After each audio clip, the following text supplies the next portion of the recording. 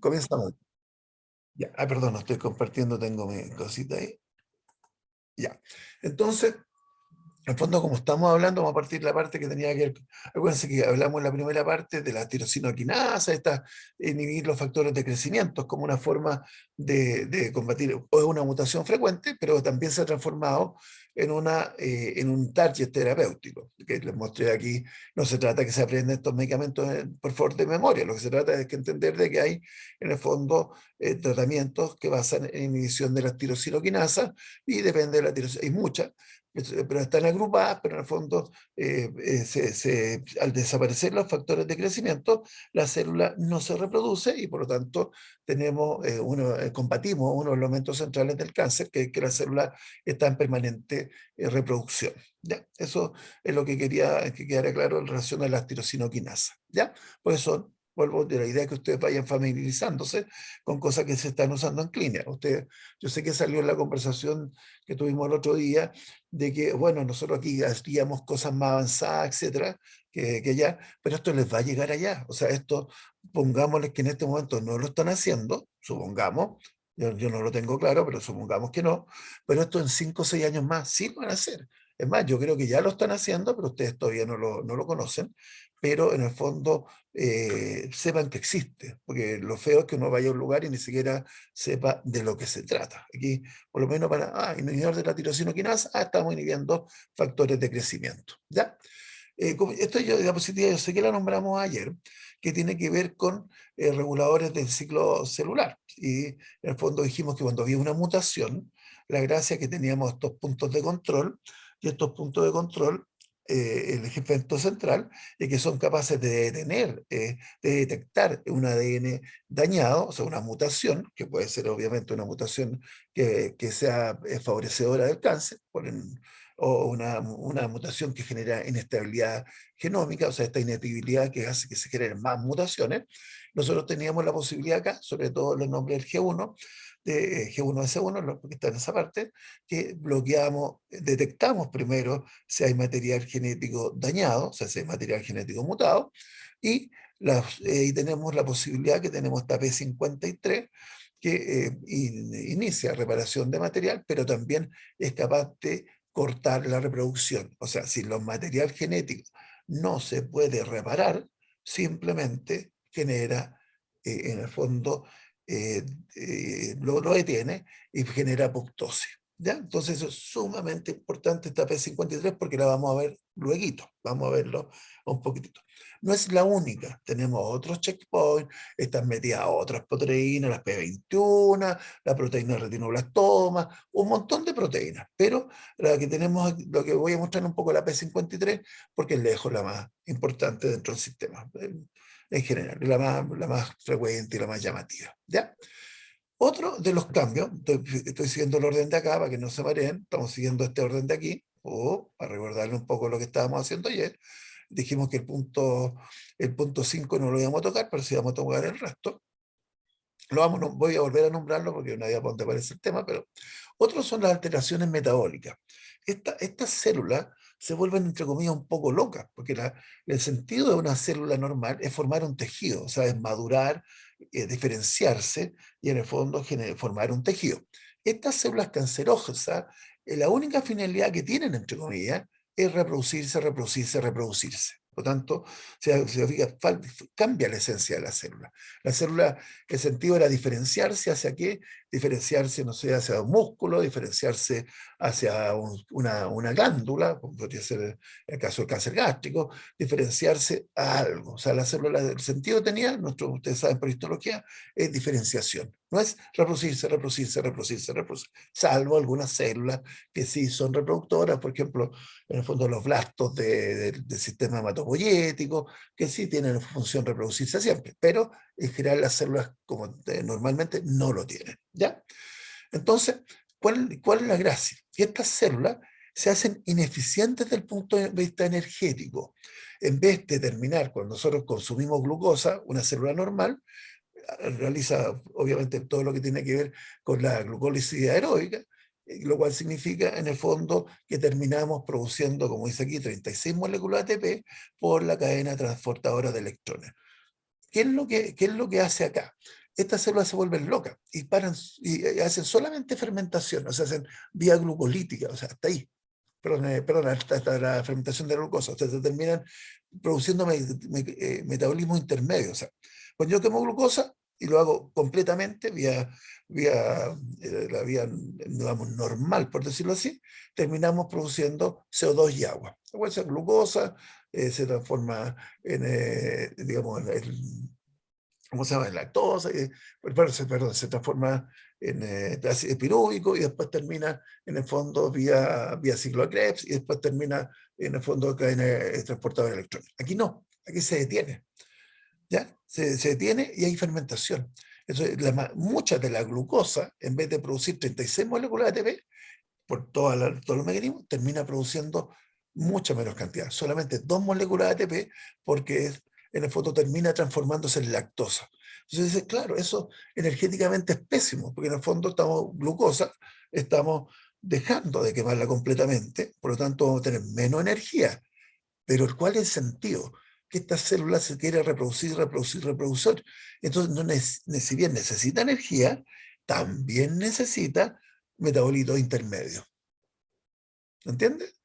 Esto es lo que está escrito acá, yo lo estoy explicando, yo no me gusta leer diapositivas.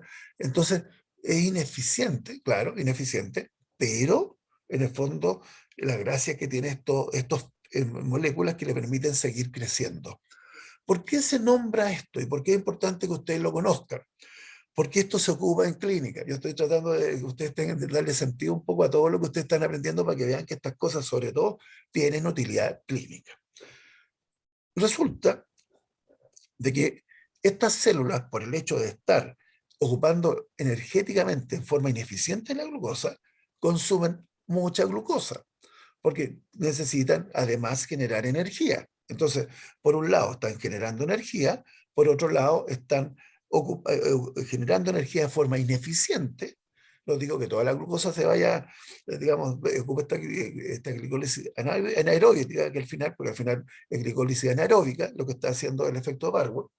Y en el fondo, pero en el fondo se está consumiendo mucha glucosa. Y eso nosotros también lo ocupamos en clínica. ¿Cómo lo ocupamos? Hay unos famosos exámenes que se llama tomografía por emisión de positrones, que se ocupa, ojo, se ocupa. Yo le aseguro que pacientes de allá, de Arica, lo han recibido porque cuando los derivan al Instituto del Cáncer aquí en Santiago, se ocupa. Se ocupa la tomografía de emisión de positrones. ¿Y en qué consiste ese examen que suena tan raro? Ese examen consiste en que se da una glucosa, se llama fluorodióxido de glucosa, y esa fluoróxido de glucosa está marcada con un fluor 18, o sea, con un radioisótopo, de tal manera que después se ve con un sistema de detección de positrones, que son en el fondo productos radiactivos, se detecta y se ve dónde se está captando más glucosa. Entonces nosotros podemos ver dónde se está captando más glucosa. ¿Y dónde se está captando más glucosa? En células de reproducción rápida, células cancerosas. No estoy diciendo que esto sea 100% específico, porque también hay otros procesos, por ejemplo las infecciones o procesos inflamatorios severos, que también captan mayor cantidad de glucosa. Pero si yo, por ejemplo, tengo un ganglio linfático en relación a un tumor, o sea, una masita, por decirlo de alguna manera, yo llego, le hago esta tomografía de positrones y si me aparece que está captando mucha glucosa, yo puedo decir, ojo, está inflamado o es un cáncer. Y con eso nos ayuda mucho, mucho para tipificar, sobre todo para tipificar cáncer o para tratar de demostrar cáncer. No estoy diciendo que... Doc, ¿Sí? Dime.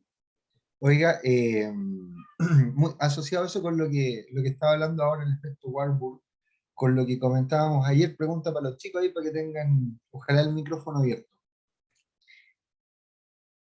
Eh, si estas células tienen un consumo patológicamente alto de glucosa, ¿cuál es la única forma que tienen de obtener toda esa glucosa? ¿De dónde tiene que venir toda esa glucosa? ¿De sus propias reservas de la célula, glicógeno, por ejemplo? ¿Ellas son productoras de glucosa? ¿Una célula neoplásica gluconeogénica? ¿O de dónde sale esa glucosa?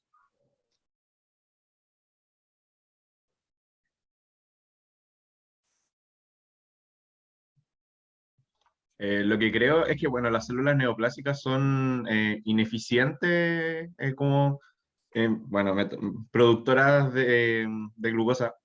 Así que me ¿cierto? imagino que la deben consumir desde otros lados directamente, porque son, al ¿Cuál, ser cuál es, incapaces de, y al aumentar su metabolismo, deberían sacarla de otro lado. cuál es ese otro lado? Sí, estoy súper de acuerdo contigo, Máximo. ¿Cuál crees tú o creen ustedes que es ese otro lado?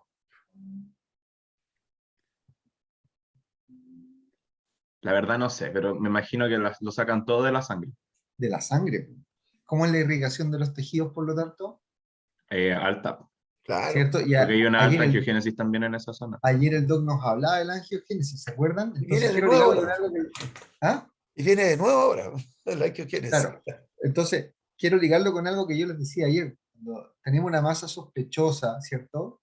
Y porque uno podría hacer el PET scan, ya, y uno lo puede solicitar, pero recuerden que son exámenes caros, que Sí, cuya disponibilidad no está en todo lugar. Pero sí es más común de encontrar ecógrafo. Ecógrafo con efecto Doppler o escáner también, o Ah, escáner. como para ver el Entonces, flujo de... de sangre. Sí. exacto, exactamente. En general, es un indicador, ya tal como dicen, son indicadores, no es la última palabra. Pero si tienes una masa que tiene un ritmo de crecimiento lento, con células que tienen un metabolismo más parecido al de las células normales, ¿qué esperaríamos en relación a la irrigación de esa masa que no fuese distinto al del tejido normal donde ella está? ¿Está ahí? Y por lo tanto no debiera tener prácticamente señal de flujo en el Doppler. Pero si tienes una masa, ¿cachai? Con un comportamiento, una masa que crece rápido, que tiene mala utilización de fuente energética y que por lo tanto necesita vasos sanguíneos, ¿cierto? Ponís el transductor, activáis el modo Doppler y se te llena de puntitos de todos colores la masa, ¿cachai? Que es más sugerente de y tiene que ver justamente con este tipo de cosas. Ya se los comento porque el PET scan, muy buena herramienta diagnóstica, de monitorización y etcétera, pero no siempre alcanzable por los pacientes, ¿ya? Entonces, en ese sentido, más Sí. probable, quizás más alcanzable, no, tan, no con tanta sensibilidad y especificidad, pero más alcanzable el ecodoppler. Eso nomás, mi querido doctor. No, no, pero muy bueno porque también debo hacer otra correlación clínica menos sofisticada. Escáner seguro que tienen Arica. Yo les pido disculpas, yo tendría que pegarme un viaje para conocer el hospital para saber qué es lo que tienen y qué no tienen. No Pero se diga más. pero, pero, pero en el fondo también tienen que saber, por ejemplo, que otra técnica, o una forma que uno tiene también para tratar de investigar esto por vía vascularización, es que ustedes siempre cuando pidan un escáner, que seguro que van a tener escáner como método radiológico, en el fondo una tomografía axial computada, siempre tiene que ser con contraste vascular. O sea, si ustedes, por ejemplo, están pensando en un nódulo pulmonar que puede ser maligno, tienen que pedirlo con contraste. ¿Se entiende la idea? O sea, por ejemplo, en tomografía de pulmón, por ejemplo, uno puede pedirle cono sin contraste para no darle, en el fondo, el contraste tiene efectos adversos. Y obviamente, uno cuando está estudiando un cáncer o está sospechando un cáncer, siempre tiene que ser con contraste, siempre. Porque justamente uno aprovecha esta particularidad de que está consumiendo más y de que hay factores angiogénicos. ¿Ya? Entonces, volviendo un poco a lo que dice el doctor Quesada, la angiogénesis, lo importante. Pero les quedó claro, o sea, estas células consumen mayor cantidad de glucosa, lo hacen de forma ineficiente desde el punto de vista energético, porque necesitan metabolitos intermedios. O sea, si volvemos a expresarlo, si yo quemo la glucosa, voy a producir CO2 y agua. Y aquí, ¿qué es lo que necesito? Necesito pentosa, necesito otro tipo de derivados que entre comillas, se generan a partir del consumo no total de la glucosa en términos de energía. ¿Ya? En el fondo, y por eso va este comentario, hacen fermentación, o sea, en el fondo hacen, metabolíticamente funcionan como si no hubiera oxígeno. ¿Se entiende la idea? Es como en el fondo llegamos, nos observa normalmente, habiendo oxígeno, se come a toda la glucosa, en general el 99% de la glucosa, aquí se comporta como si no hubiera oxígeno, ¿ya? Aunque hay oxígeno. ¿Se entiende? ¿Ya? ¿Duda o consulta al respecto o comentario? ¿No? Yo tengo una pregunta, o sea, una curiosidad. Dale. Dice, ahí en el PPT dice, transformación de glucosa en lactosa. Sí. Ya, me da la curiosidad de si lactosa es lo mismo que lactato, o a eso se No, la refiere? lactosa O... la lactosa es un Sí, dímero, es una glucosa compleja nomás, po. No es ácido claro. láctico, es lactosa, ¿ya? Es Ah, fermentación. ya. Y es parte de la fermentación láctica. Sí, claro. Ah, ya, perfecto. Ya. No, Ya, no tenía idea, la verdad. ya. Pero no importa, relax. Ya, pero el concepto es que, mira, si a mí, independiente de la parte bioquímica, no me preguntan nada de la parte bioquímica, el concepto es que le quede claro de que aquí no se quema completamente la glucosa como ocurre en otras. Por tanto, esto requiere mayor cantidad de glucosa y requieren, y es ineficiente con el sentido de seguir creciendo, ¿ya? Ese es el concepto importante, ¿ya? ¿De acuerdo? ¿Otra duda, comentario? ¿No? Ya, sigamos. No, profe, Volvemos. muchas gracias. No, de nada. O sea, Nada por acá tampoco. ya. Entonces, fíjense, y aquí sale la P53, la famosa P53. Entonces, porque volvemos al punto 4, acuérdense que estamos siguiendo este orden, evasión de la apoptosis. Estas células, como les dije, evaden la apoptosis.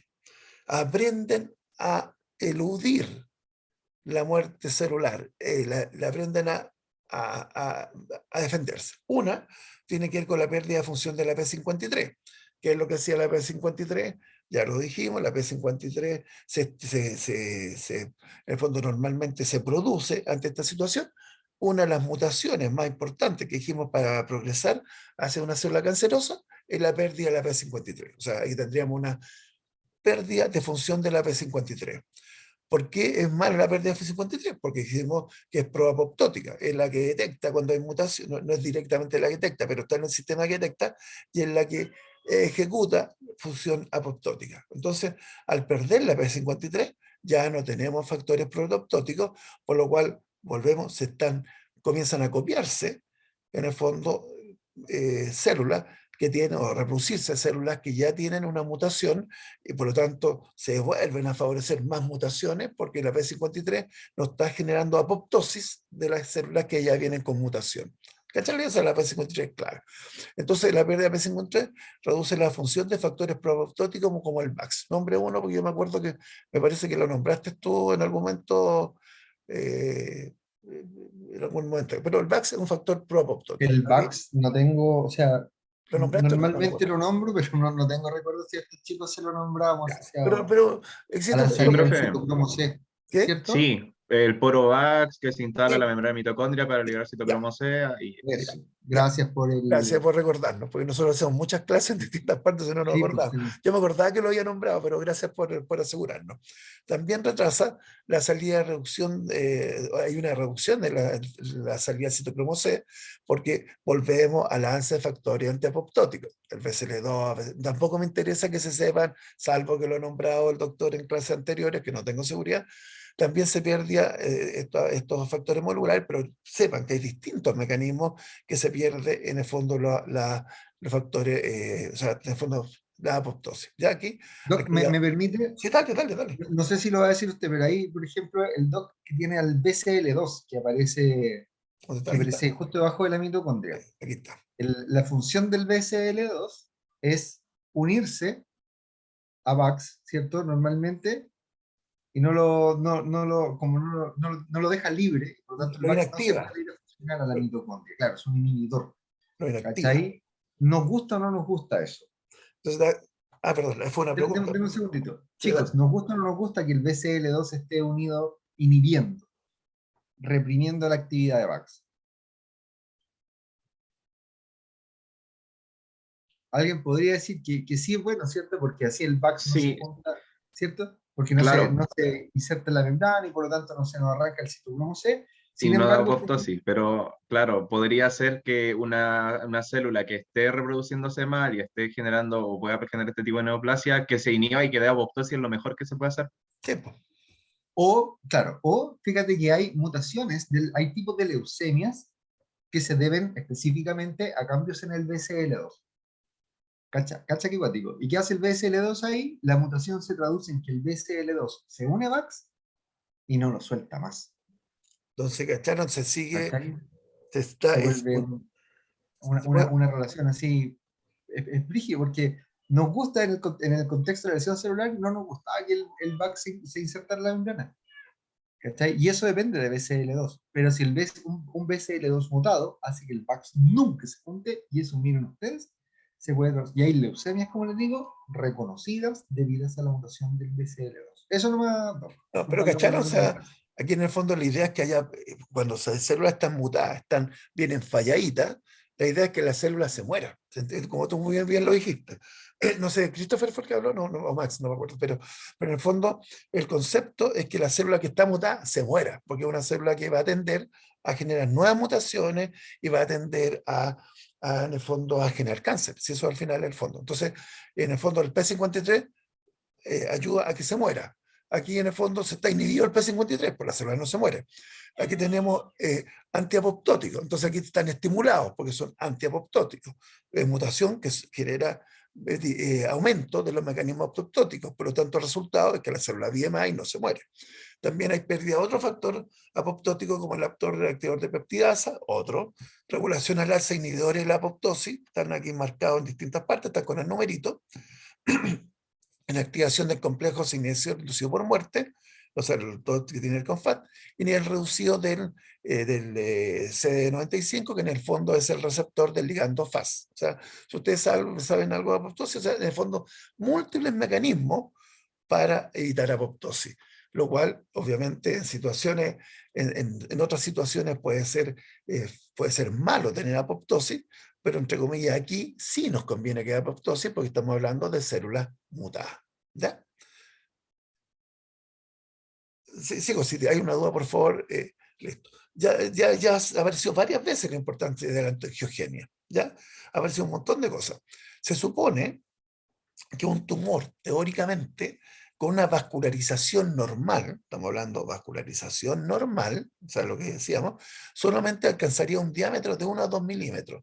¿Por qué? Porque obviamente por el crecimiento necesita que llegue sangre, si está creciendo mucho, o con los vasos regulares, con los vasos normales, no crecería más, porque no tendría la cantidad de glucosa u otros nutrientes para favorecer el crecimiento. Entonces, aquí es donde viene lo que ya se ha comentado varias veces, es que estas células mutadas, o tienen mutaciones estas células, que hace que se comiencen a producir, en el fondo, vasos, angiogenia, ¿ya? De tal manera que en el fondo comienza a aportarse más cantidad de nutrientes y oxígeno. ¿Cuál es aquí el nutriente central?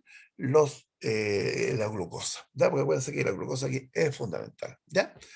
Entonces, estas células endoteliales, a su vez, comienzan a crecimiento de células tumorales y se va generando, gracias a la angiogenia, también se va produciendo no solamente mayor cantidad de vasos, sino mayor cantidad de factores de crecimiento del tumor y factor de crecimiento de los vasos. Entonces, es un círculo vicioso en términos de que, en el fondo, el tumor va creciendo, genera mayor cantidad de vasos, al generar mayor cantidad de vasos, se llega a mayor factores de crecimiento y comienza a producirse un crecimiento que puede llegar a ser exponencial, ¿ya? Entonces, otra característica es que la vasculatura son vasos permeables, dilatados, son distintos que los vasos normales, ¿ya?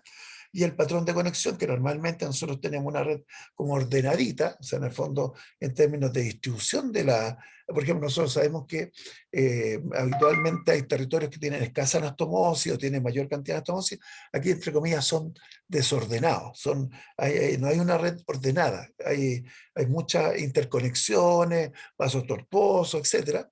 Y eso también se puede ver, como les decía, en la angiografía. La angiografía es un procedimiento radiológico en el cual se da un medio contraste. Entonces, en el fondo, yo les decía que uno tiene que siempre analizar los vasos para tratar de detectar si una masa es un tumor o no es un tumor. Sobre todo, está hablando de tumor como tumor maligno, es la estructura de los vasos. O sea, de hecho, un tumor benigno tiende a tener los vasos de una forma, entre comillas, normal, mientras que un tumor maligno tiene estos patrones que son de conexiones aleatorias, dilatados, etc. ¿Ya?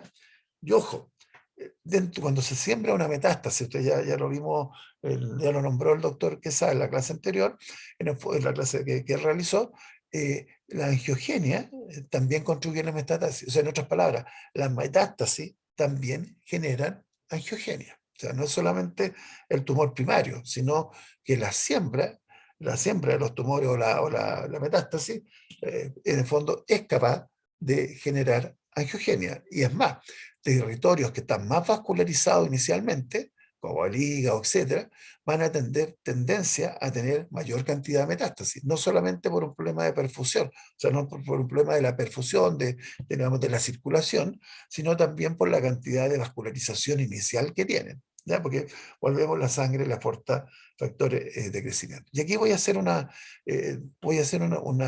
salida como la que hice ayer para mostrarle internet. Busqué el sitio ahora y les voy a dejar de compartir para compartirle dos pantallitas de internet que tienen que ver con cosas que revisé ahora, para que vean que esto no son cosas nuevas, son cosas que son antiguas. Entonces, miren, por ejemplo, esto es un sitio de la Comisión Europea de Salud, y están hablando, un sitio que se llama Cortis, pero una fundación, la proteína P53, una nueva diana para el cáncer. Creen que ustedes están haciendo los chiquillos, los investigadores? Están tratando de revertir mutaciones de la proteína P53. O, en otras palabras, quizá, como estas cosas a veces no son todo o nada, fundamentalmente voy a hacer, no me creció nada. Ya, en el fondo, tratar de, si yo quería crecer, creció, lo que pasa es que no me di cuenta, ya. Están tratando de generar proteína 53 o hacer que se restaure la función, yo estoy aquí leyendo, que va a ser restaurar la proteína 53 o inducirla o incluso tratar de resolver las mutaciones. La P53 todavía está en estudio, esto realmente todavía no se ha conseguido, pero en el fondo se está desarrollando. Esa es una de las... Pero esto es lo que viene ahora, eso es la relación a la proteína P53. Esto es una página también, esto es un sitio que se llama, es del sitio Cancer.gov, que es de un sitio oficial del cáncer en Estados Unidos, del Instituto Nacional del Cáncer. Y miren lo que pasa. Inhibidores de la angiogénesis, y fíjense, todos estos de acá, todas estas moléculas que se están ocupadas son antifactor de crecimiento de endotelio vascular. Yo no lo nombré la molécula, pero una de las moléculas más importantes que está relacionada con la angiogenia, el factor de crecimiento de endotelio vascular, aquí lo estoy marcando. Todas estas son terapias dirigidas contra el factor de endotelio vascular. Ojo, si tienen esto aquí al ladito, significa que se ocupan clínicamente.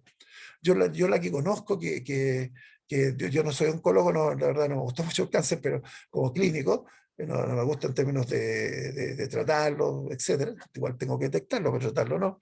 En el fondo, esta es el Bevacizumab, siempre me ha gustado así, el Avastin, se está ocupando clínicamente hace harto tiempo. Ahora, no estoy diciendo la telidomida también, ojo.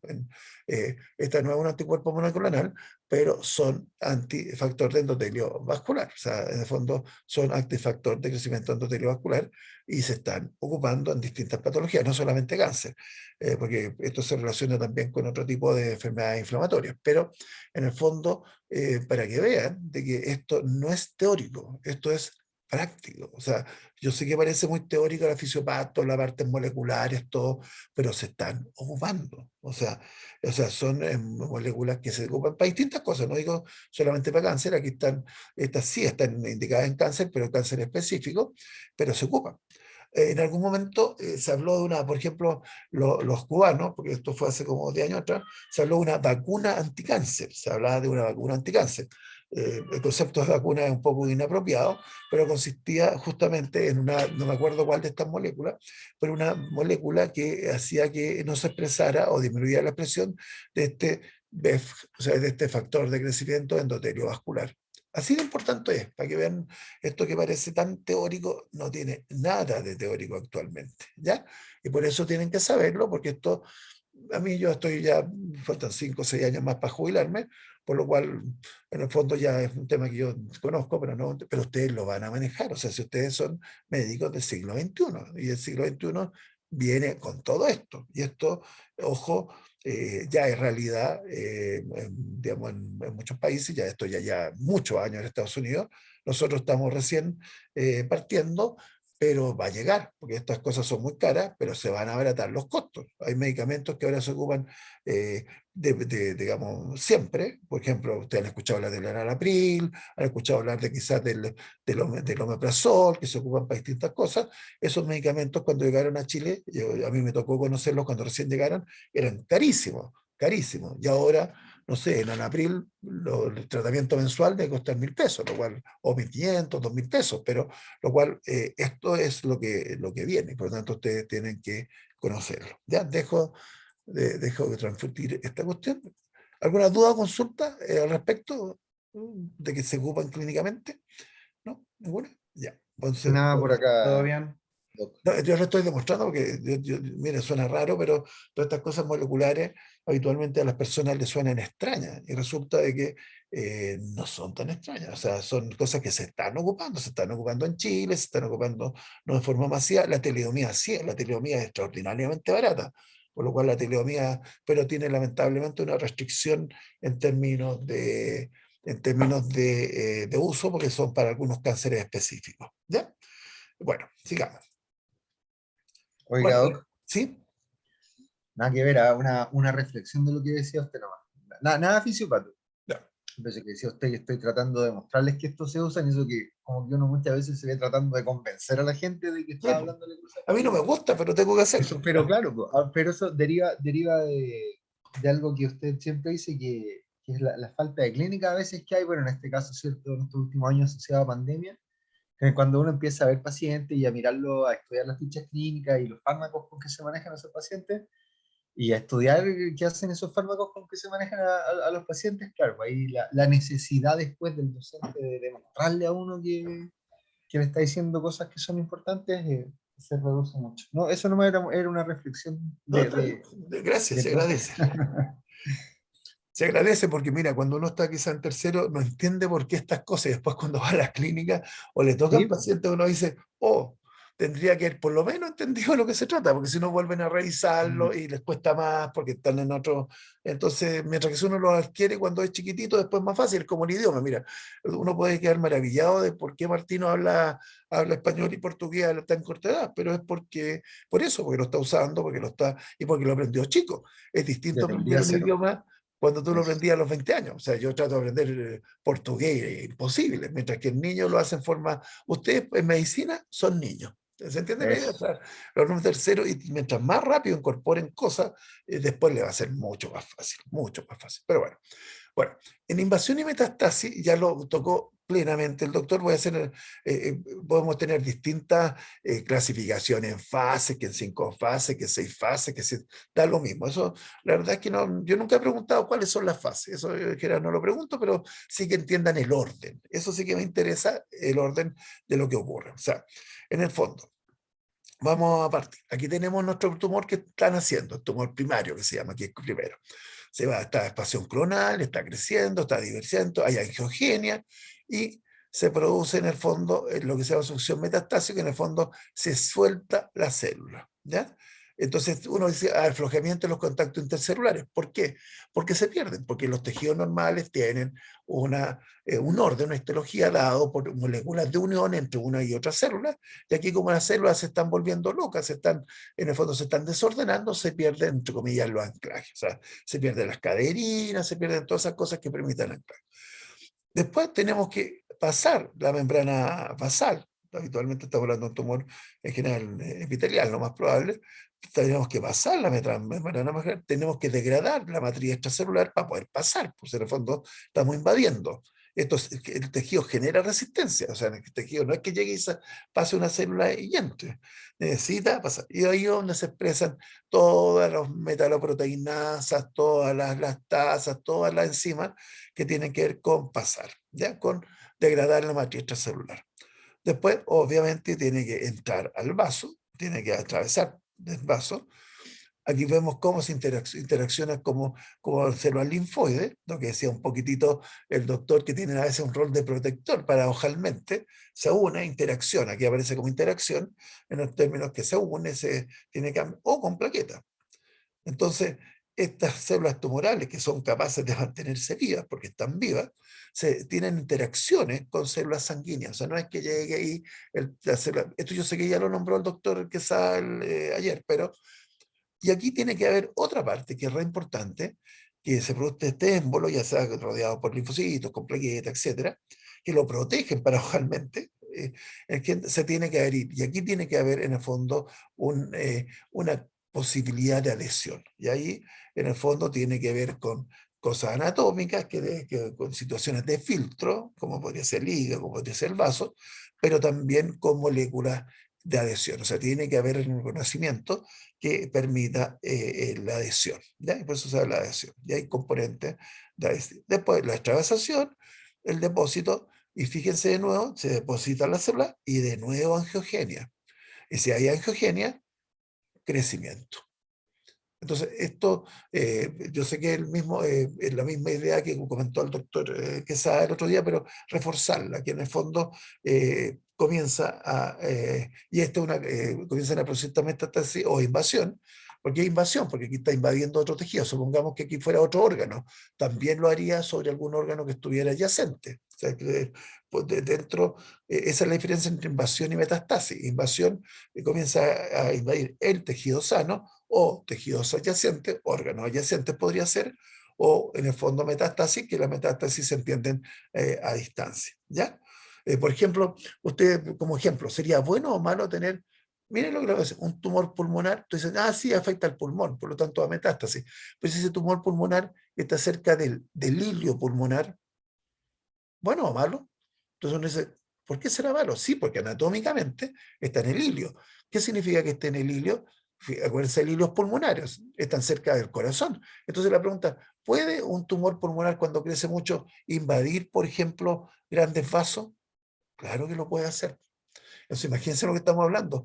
Comienza a crecer y comienza, entre comillas, yo uso palabras muy vulgares, pero para que lo entiendan, comienza a comerse o comienza a invadir parte de la aorta, por ejemplo, o parte de las arterias pulmonares, o parte, por ejemplo, el nervio recurrente, famoso, por ejemplo, para los cánceres pulmonares, el nervio recurrente izquierdo llega hasta abajo y se comienza, entre comillas, a invadir el nervio. Invasión, ¿por qué invasión? Porque está pegadito, está creciendo el tumor y comienza a invadir estos tejidos. Metástasis es cuando a distancia. ¿Ya? Y por último, estos 8 puntos, también aprende a invadirse inmunitariamente. Lo normal es que el sistema inmunitario reconozca células tumorales como ajenas, porque pierden la diferenciación y las destruye. Pero estos chiquillos, me refiero a la célula mutada, comienzan a tener formas para evadirlo. ¿Ya? ¿Cómo lo evaden? ¿Ya? En el fondo, determinan determinados factores que son, entre comillas, antiinflamatorios, entre comillas, o anti-respuesta inmune. Entonces, la gracia es que comienzan a secretar este tipo de factores. Ahora, ¿por qué lo hacen? Volvemos, la célula como muta tanto, comienza a selecciona las células que son evasoras. ¿Ya? Entonces la gracia es que en el fondo comienza a evadir este sistema inmune. ¿Ya? Yo no quiero hablar de cosas, de muchas cosas más moleculares, porque yo sé que les cuesta un poco, pero en el fondo hay disminución de la expresión de antígenos de histocompatibilidad, etc. Y factores, entre comillas, que antagonizan la expresión de la respuesta inmunitaria. ¿Ya? Entonces, eh, súper entretenido esto, porque en el fondo, ahora, y por eso los enfermos inmunodeprimidos, como también lo nombraba ahí el doctor, quizá corren más riesgo de cáncer. Famoso dentro de los inmunodeprimidos, tenemos los pacientes VIH, los pacientes, digamos, por inmunodepresión secundaria a infección por el virus VIH o SIDA, que en el fondo expresan muchos tumores. El más famoso de todos fue el El Kaposi, Kaposi. porque el Kaposi fue un tumor que en el fondo fue marcador de enfermedad, pero también hace linfoma, también hace otro tipo en el fondo, de tumores, ¿ya? No solamente Ahí, los de hecho, Kaposi. el sarcoma de Kaposi es un criterio de inclusión, po. Sí, de diagnóstico, sí. para SIDA. Sí, Y la linfadenopatía generalizada también. claro. Y también linfoma, o sea, cuando están más avanzadas ¿Cierto? hacen un montón de linfomas, pero en el fondo, pero es el concepto que también aprenden a defenderse de esta digamos, respuesta inmunitaria, ¿ya? También hay, volvemos, no se me ocurrió buscarlo, pero también hay desarrollo de fármacos, imagínense lo que estamos hablando, de anticuerpos, para tratar de volver a evitar esta inmunoevasión.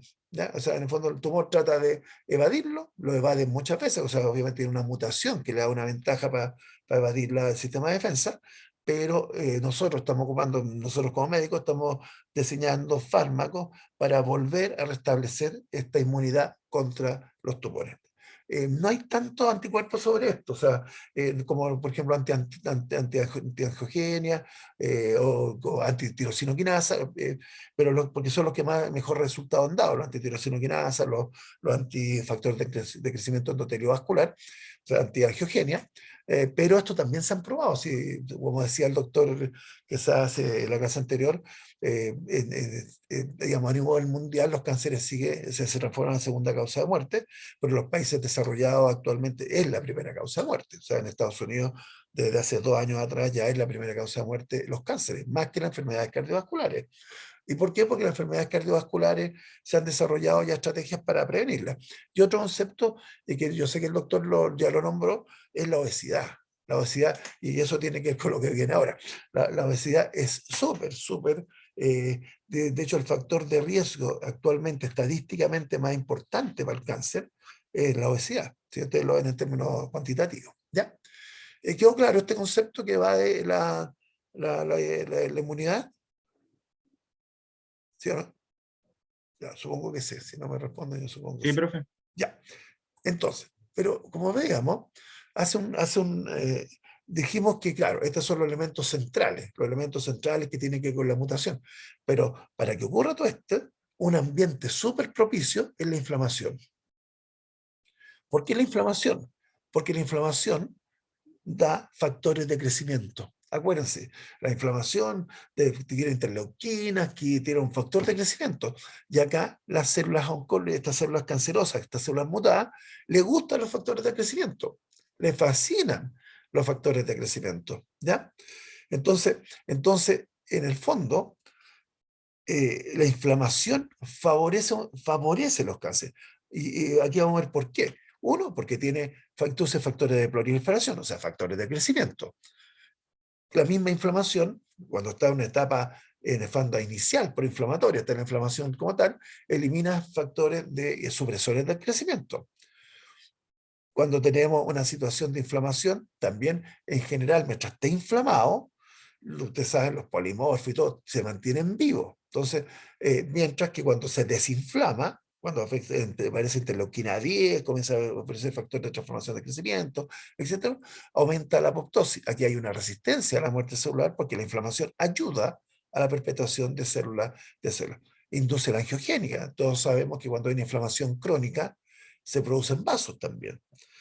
Se activa la invasión, ¿por qué? Porque hay angiogenia, invasión y metástasis, y se evita también la destrucción inmunitaria porque hay factores en el fondo proinflamatorios que hacen que las células en el fondo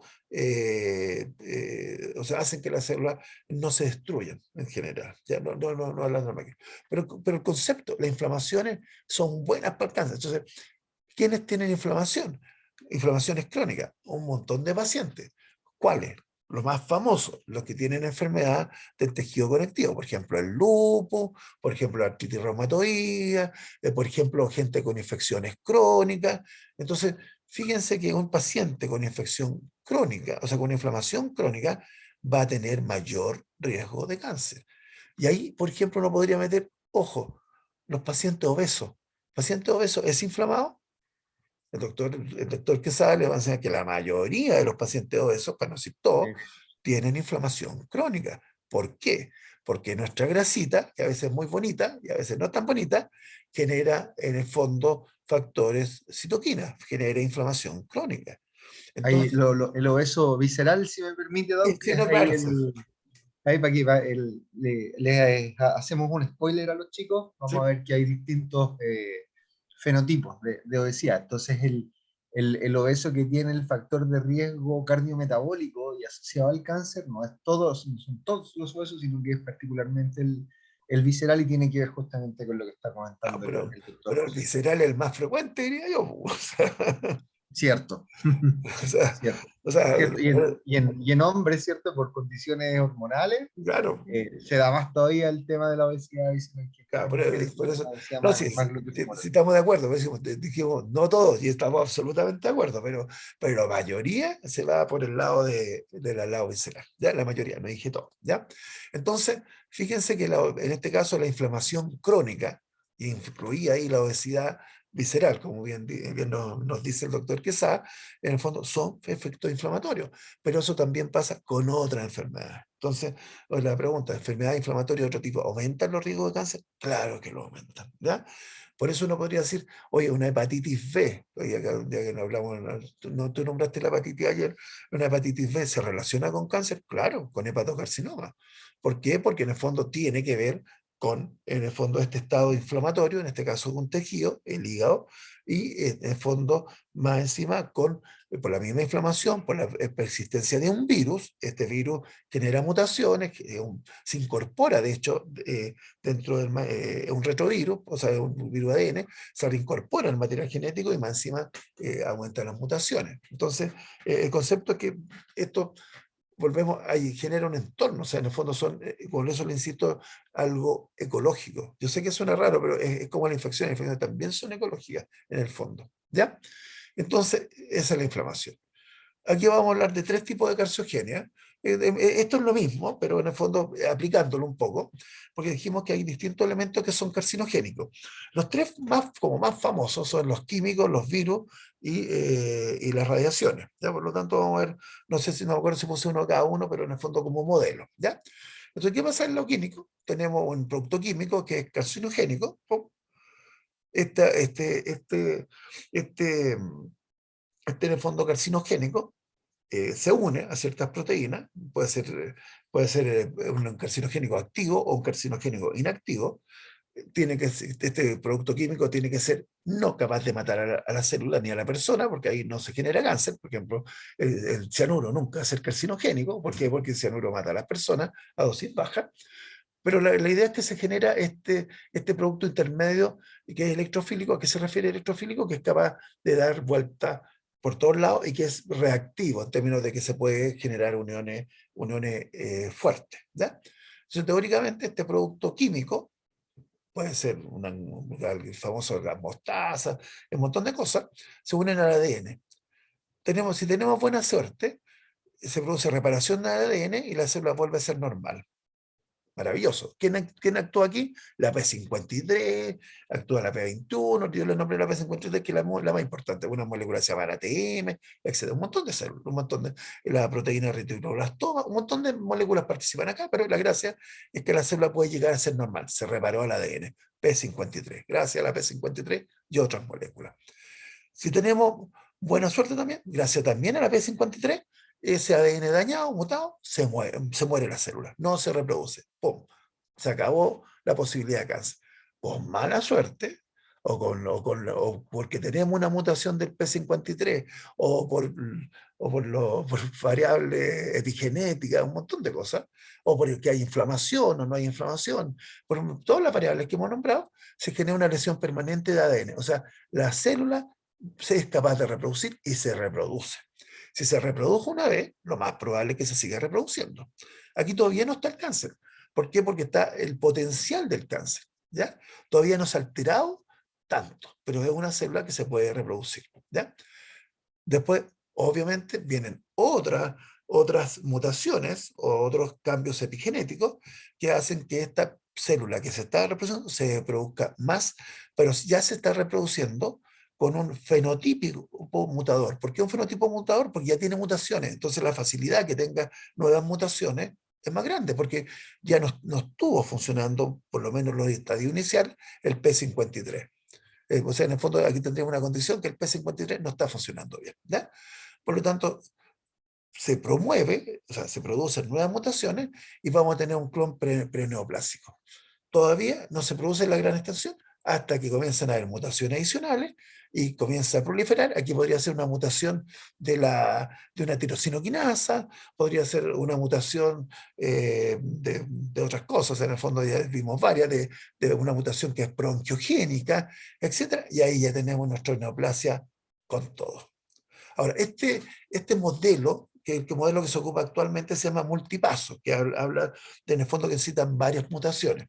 Hay otras teorías, que en algunos cánceres sí se ha demostrado, que se produce una gran mutación y esa mutación es la que genera todo. O sea, tiene que ver con mutaciones habitualmente poligénicas, ya que no son múltiples, no son paso a paso, sino que son de una. Pero eso es para muy pocas, se ha demostrado para muy poco, en el fondo, cánceres, ¿ya? En el fondo es solamente una mutación, ¿ya? Ese, por ejemplo, la leucemia mieloide crónica, pero es uno, ¿ya? Por radiación, ustedes ya se imaginaron, el daño, Doc, ¿sí? oiga, 9:46, No, es simplemente que quería proponerle, faltan dos tiempos, si estamos ¿me terminando. faltan dos? Sí, Ah, si ya. falta esta y lo que viene y esto. Entonces, pero, y son fáciles. Esta, por ejemplo, ustedes ven acá la unión al ADN. Entonces, ya, aquí se unió una molécula que cambió una proteína. En la radiación, ¿qué es lo que hay?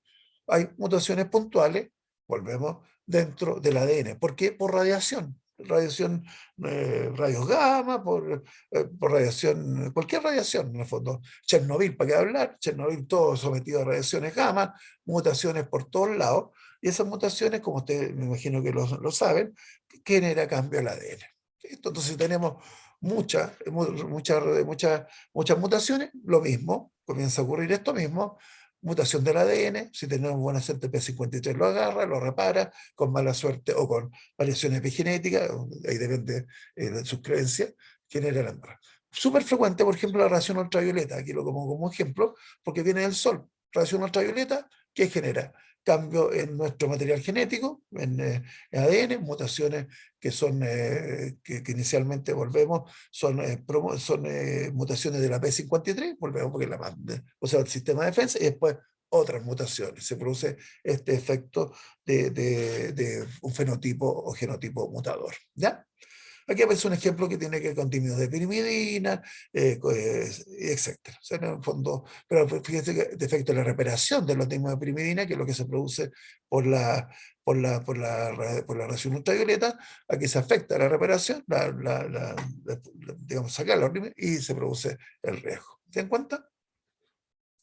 Y la última, que tiene que ver con que existe, este es un ejemplo del virus papiloma humano, en que existen unas proteínas, el virus papiloma tiene esta proteína que se llama E600, y ¿qué es lo que hace? Fundamentalmente, estas proteínas que transporta el virus, y el virus obviamente las genera, inmortaliza la célula, elimina los frenos de proliferación, y aquí un poquito cortito lo que hablaba de que tiene una bloquea también o sea, aumenta la telomerasa, la expresión de telomerasa, por lo cual genera este estado de inmortalizar las células, que no lo tocamos, pero lo nombramos, que era el punto, me parece, 4 o 5, que tiene que ver con inmortalización de las células. O sea, evita los mecanismos de control de la reproducción. Y inhibe la proteína E6, inhibe el P53, la proteína E7, inhibe la P21, que yo sé que no lo desarrollé, pero en el fondo es una molécula asociada a la P53. Y esta es la que se relaciona con las ciclinas, por lo tanto aumenta la reproducción, y esta es una proteína que es la retinoblastona, que en el fondo es una proteína que inhibe el ciclo. Ahora, en el fondo, si ustedes lo analizan, tiene gran parte, o sea, genera lo que nosotros pedimos, inmortalización, para que haya un cáncer, inmortalización, aumento de la proliferación, inestabilidad genómica. Porque, ¿se dan cuenta? Se pierde el P53, muta, con esta inhibición del P50 aumenta las ciclinas, por lo tanto se reproduce, y en el fondo aquí hay un factor que es anticrecimiento, que es la retinoblastoma, que está en el fondo, que lo inhibe, por lo tanto se mantiene el crecimiento. Y la inmortalización pasa por esta expresión de telomerasa, que lo que hace es darle más vida, en el fondo, a la célula. En vez de poder reproducirse 20 veces, 30 veces, aquí se reproduce eternamente, se inmortalizó. Y eso sería, yo estoy seguro que es la última, si no me equivoco, es la última de esto. Ya. Eso. Doctor, eso. Doc, ¿Le parece que hagamos entonces un break? Sí, claro. No, y En lo esta que segunda viene parte, es muy clínica, esto es puro cháchara clínica, no hay ya, pero nada. en tiempo, No, yo creo que andamos, deben ser 20 las que quedan, 10, yo creo que en máximo media hora, 40 minutos. ya. Entonces, siendo las 9:50, propongo un recreo de 20 minutos Como quieran, para que nomás. tomemos desayuno, Sí, nos estiremos un ratito sí, porque lo otro. y Sí, eso. Y ningún 10 problema. días volvemos. ¿Les parece, chicos? Ya, profe. Ya, entonces llegamos Excelente. a las 10:10. Ya. A las Listo. 10:10. Buen descanso. Chao, chao.